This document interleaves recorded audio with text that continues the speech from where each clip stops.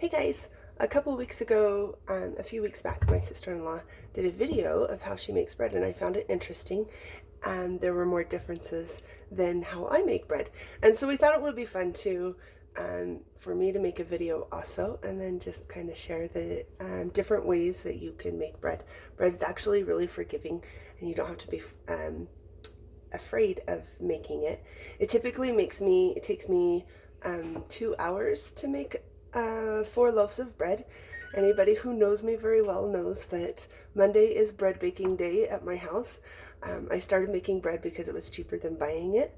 I had a simple recipe that just made 2 loaves, and before I knew it, I was baking bread almost every day. So this is how my mind works, I calculated out how long it would take to make bread instead of buying it, in order to buy me a Bosch mixer so that I can make more bread. So now we'll make 2 batches, which is 4 to 8, 4 loaves of bread each batch. So each Monday I make about 8 loaves of bread with 4 boys, and I share some with the local missionaries who love getting a treat from the bread lady, as they like to call me. So every Monday's laundry and bread baking at my house. I can change my laundry over, let it go for the 40 minutes or so that it takes to wash a load, and wait for my bread to rise and go through each stage. So it's just tag teaming the two, and it works out really well for us. So let's get started. The first thing I did is I have my bread pans. I just sprayed them with cooking oil, just some pan spray, whatever spray you use. I don't flour mine. Some people do. I don't do that for mine. I've tried lots of different recipes. The one that I'm currently my go-to recipe, I usually will do a batch of wheat and a batch of white. Recipes typically call for your flour, your yeast. Salt is important, it activates the yeast. A sweetener, sugar or honey, and this one calls for oil. Some of the recipes call for oil, some do not. When I make wheat bread, I use honey, but because honey is expensive, when I make white bread, I just use sugar. So with the wheat bread, I can put all different kinds of oats or sunflower seeds, whatever in it. So this is going to be a white bread recipe. We're going to start off with 6 cups of flour.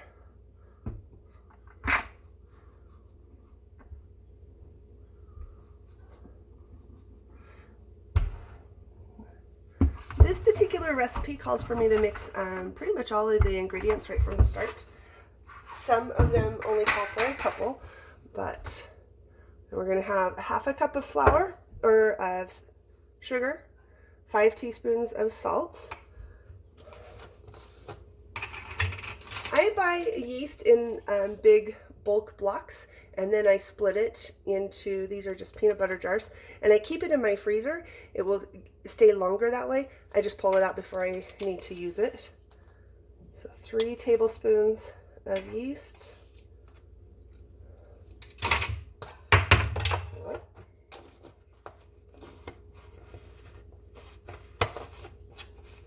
And then we're going to add 5½ cups of warm water.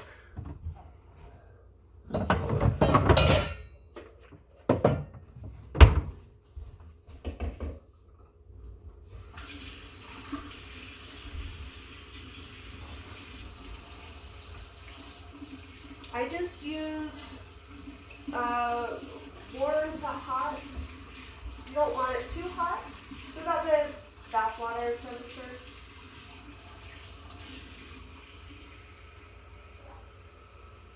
It's going to lose a little bit of its temperature from the cup and from the mixer, but you don't want it too hot because then it will damage the yeast. So we're just going to pour this in here.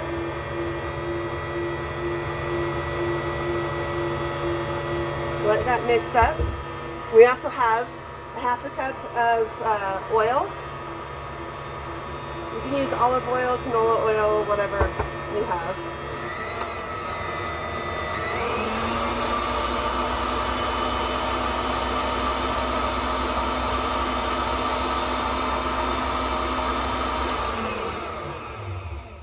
we're just going to let this mix for a minute, and then we're going to shut it off and let it sponge. By sponging, it allows it to get light and airy, and the yeast start to activate. It's going to foam a little bit.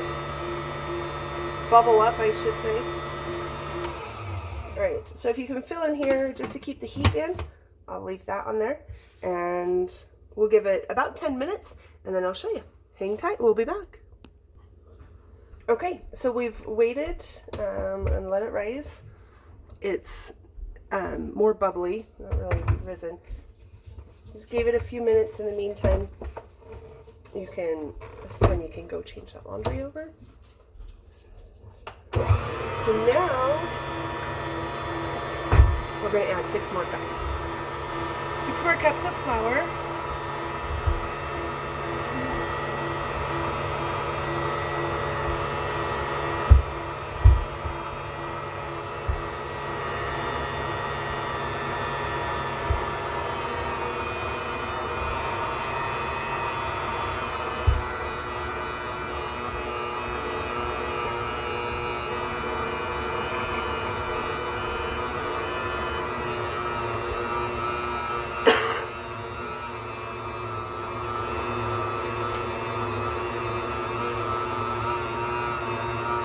Bread baking is about the texture, so you just have to watch. If it's a rainy day, you're going to have to add a little more flour.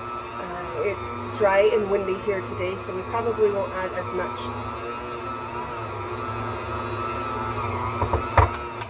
So this is just kind of sticky. That's about right. A little sticky, sticks to my fingers. We're going to turn that on. Cover it. We want to leave the heat inside of it. Reason when you go into bakeries and it's so warm, it's because bread likes the heat. Typically they leave their temperature turned up, the environment temperature, closer to 80 degrees.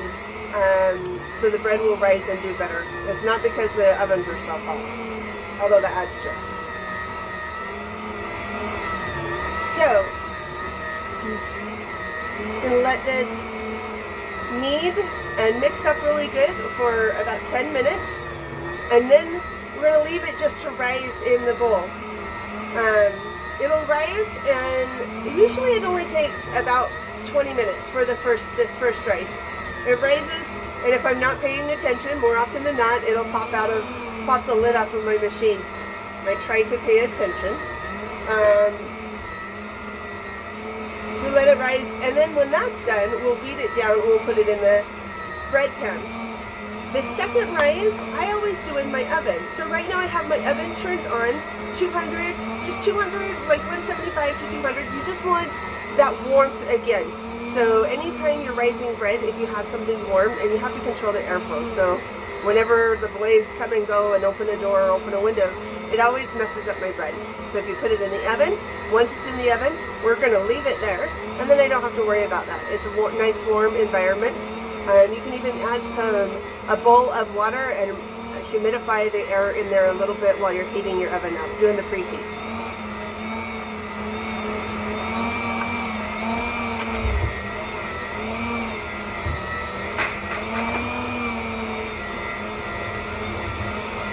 So I'm just using a basic all-purpose flour. You can use bread flour, you can use whatever kind of flour you want. It's about the texture again, making sure that it's the right sticky texture. I'd rather have my bread a little too wet than too dry, because you can always add just a little flour on it as you're making it shaping it into loaves. It's harder to add moisture if you get it too dry. I buy my flour in the 50-pound bags bulk because we go through so much. But I figured out, because again, this is how my mind works, how much does it cost for me to make something at home? My loaves of bread are about 70 cents a piece. I make breakfast burritos with eggs and bacon and hash browns, cubed potatoes in them, and those are about $1 a piece to make them from home. I just come home from the grocery store, scramble up some eggs in a big old pot, start with some, usually it's sausage, because sausage is easier than the bacon. Brown the sausage, scramble the eggs, throw some cheese in, and you got your breakfast burritos. You can freeze them. My husband loves, because he gets up so early to go to work, he loves to grab them. By the time he gets to work, it's thawed, and he can just zap it in the microwave. The boys will get up from school, zap it straight from the freezer for a minute, 2 minutes, depending on how big it is, and then they can just take off and go to school. It's a great breakfast they can eat on the run. Alright, so let's see, looks pretty good. Okay, so now we're going to leave this to raise for about 20 minutes. Okay, starting to pop out, so we are going to just turn this on and let it mix down.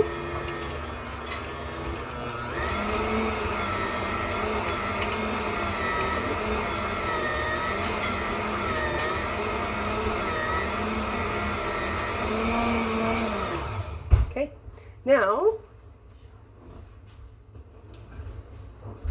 we're going to just dump it out onto the, move my mixer here.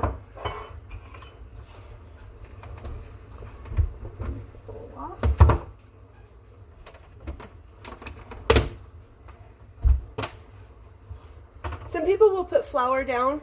I do that if my bread is too wet, but otherwise I just use this. Just spray it right on the counter. A little on my hands.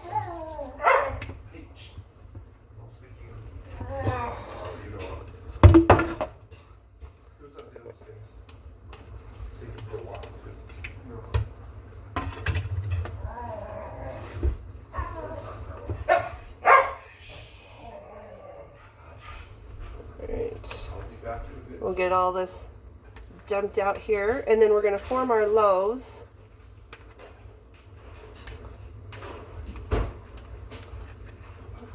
I got the yeast put back in the freezer. I don't know if I mentioned, I keep it in the freezer. It keeps it active and lasting longer. I usually just pull it out, use it, and then put it right back in the freezer. I don't wait for it to come to room temperature. Some people do.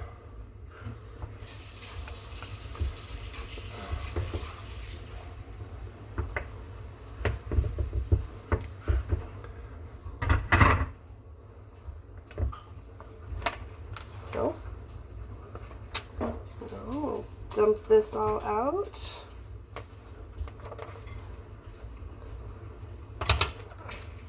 Turn it this way so you can see a little better.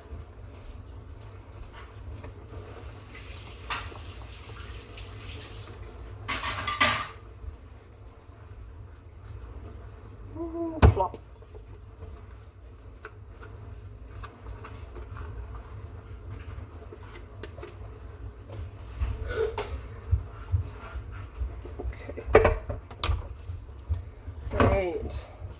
This is where you can knead it. I don't spend a lot of time kneading my bread.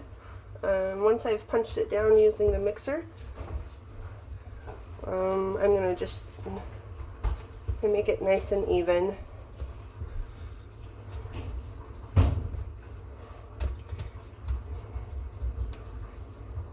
Okay, so something like that.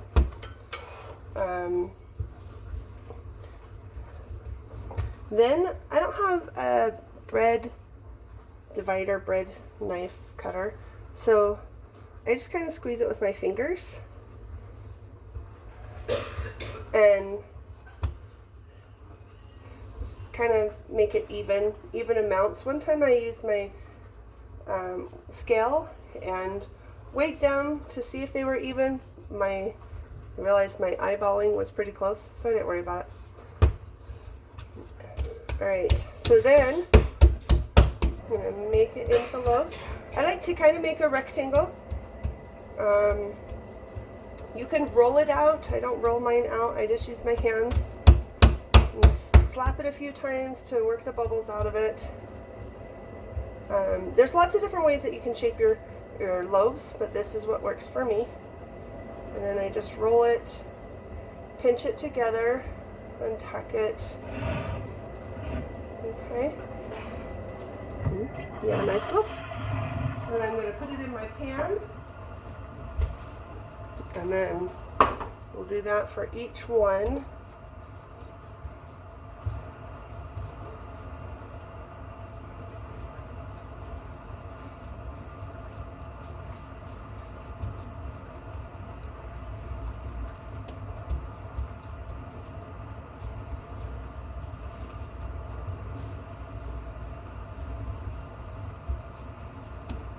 it's kind of a rectangle, and then I just roll it and pinch it closed.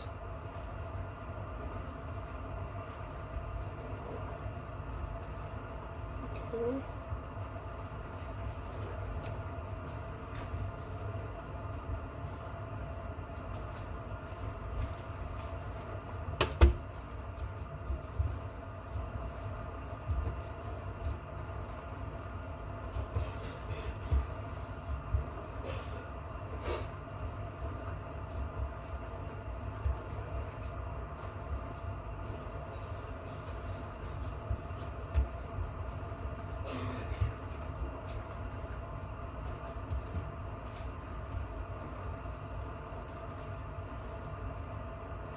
Going to be a little bit bigger loaf on this one.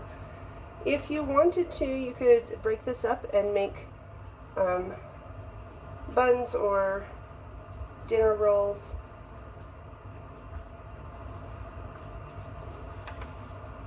We go through the bread, so I just make it all into bread.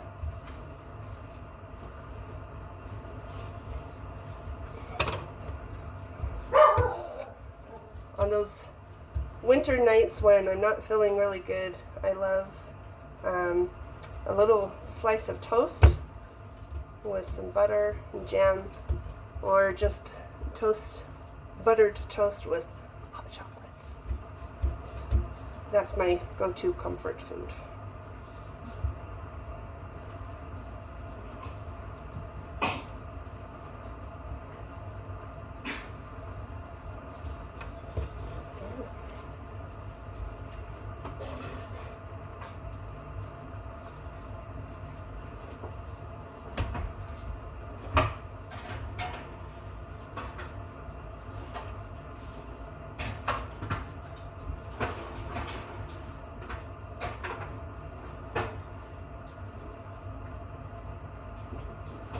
Alright, so now we'll put those in the oven to rise. I set my timer for 20 minutes. They rise for 20 to 30 minutes. Anytime, even if they're not really rising very well, I found that if I go over 30 minutes, they don't rise, and they actually end up falling. So, there we have it. Little loaves in there. So we'll let it rise in the oven for 20 minutes. I set my oven at 200. It's on at 200. I leave it in there. We'll rise it for 20 minutes, see how it looks, and then just turn it to 350, let it start baking.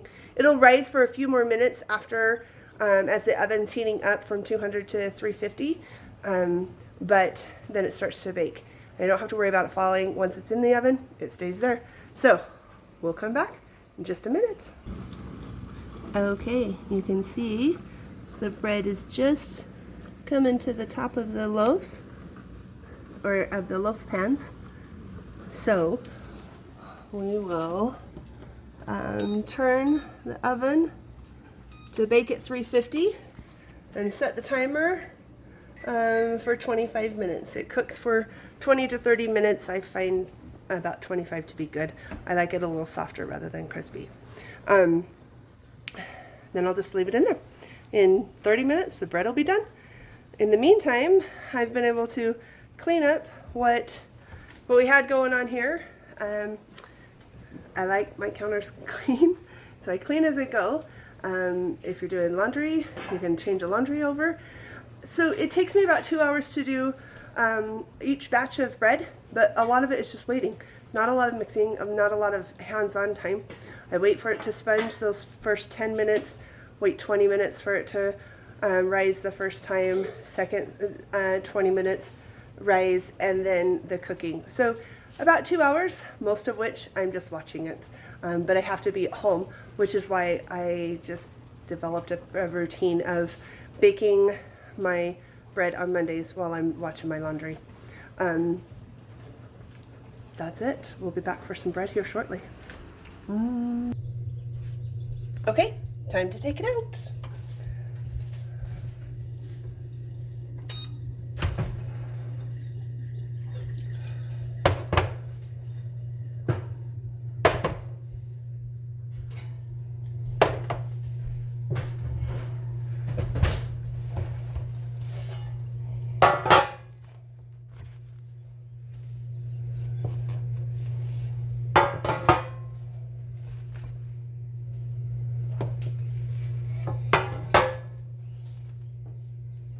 Now, shall we waft a little bit of the smell to you? And there you have it. Sometimes I'll butter the top of it. I don't always. Sometimes the boys get to it before I have a chance, to be truthful.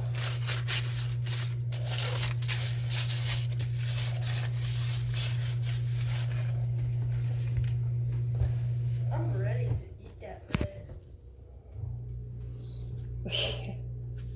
And Matthew's ready to eat it already. Excuse me. I find that even though we might eat something, maybe white bread isn't as healthy as wheat bread, it's still more healthy at home. There's no preservatives in this. I learned from my sister-in-law that if you substitute a cup of your flour for the potato flakes, dried potato flakes, that acts as a preservative, so it stays longer. I haven't tried it because it usually isn't a problem. I will let these cool here. I slice them up. I just freehand it. I have just a electric knife, just one of these handy gadgets. I've had it for a long time, and I just eyeball it. I don't have a guard or anything. When you cut 8 loaves of bread every week, you get pretty good at slicing them. So the other thing is, I come from a long line of do-it-yourselfers. Farmers, we cooked everything. If we didn't grow it and can it, most likely we didn't eat it. And growing up in the potato fields of Idaho, a lot of potatoes were served on the dinner table. I enjoy baking. I find it healthy for my family. Even a chocolate chip cookie cooked from home, I think is healthier than Chips Ahoy. There's no preservatives in them. With my bread, I'll slice it, and I'll probably keep 2 loaves out and then put 2 in the freezer.